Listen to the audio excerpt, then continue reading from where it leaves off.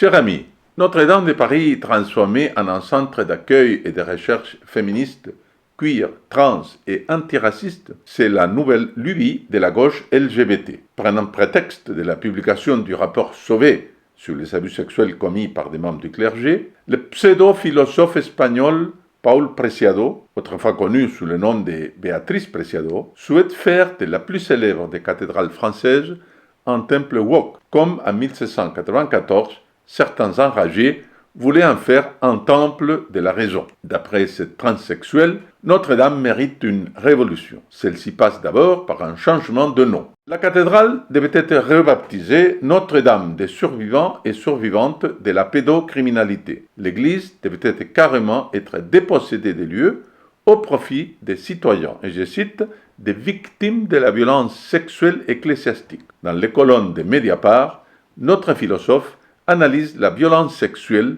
comme étant, je cite à nouveau, une pratique systémique de l'institution ecclésiastique.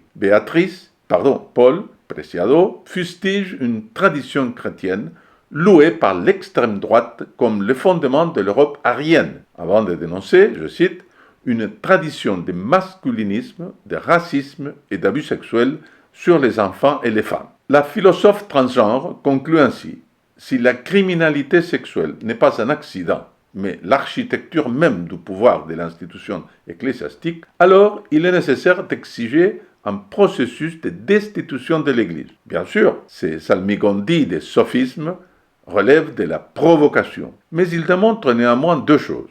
Premièrement, la haine de la gauche envers notre patrimoine chrétien. Hier, c'était l'élu communiste parisien Jan Brossa qui souhaitait transformer le Sacré-Cœur de Montmartre en un espace de solidarité. Maintenant, c'est Notre-Dame qui est visée. C'est simple, ils veulent faire table rase de notre héritage chrétien, au propre comme au figuré. Deuxièmement, cette provocation prouve que la gauche woke et LGBT n'a aucun scrupule à prendre prétexte des abus sexuels commis par quelques prêtres pour faire un amalgame avec l'ensemble de l'Église. Suivant la même logique, elle devrait condamner les Verts pour les expériences pédophiles de Daniel Cohn-Bendit et le journal Libération pour avoir, il y a quelques décennies, ouvert ses colonnes aux partisans de la pédophilie. Bien sûr, cette gauche volontiers donneuse de leçons n'en fera rien. Pire, tandis qu'elle s'indigne à juste titre des abus commis par certains clercs, elle n'hésite pas à promouvoir la théorie du genre qui transforme nos enfants en cobayes.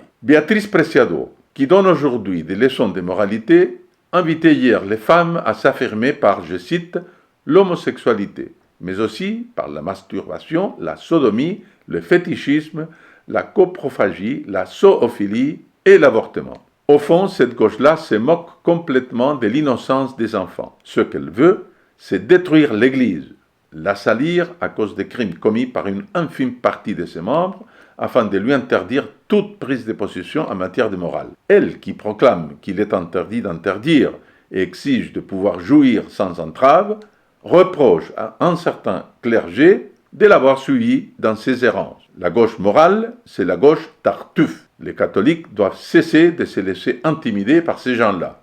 Non, nous ne sommes pas coupables des crimes commis par quelques-uns. Et non, nous n'avons pas à recevoir des leçons de la part des gens qui ont prêché les pires abominations. Si des abus ont été commis, ce n'est pas à cause de la morale chrétienne, mais au contraire, parce que celle-ci a été relativisée et moquée par une gauche dépravée qui a réussi à contaminer, hélas, une partie du clergé. Si vous aussi vous êtes excédé par les leçons et l'hypocrisie de la gauche, alors je vous demande de partager cette vidéo et de vous abonner à cette chaîne en cliquant sur le bouton s'abonner. Par avance, merci pour votre soutien.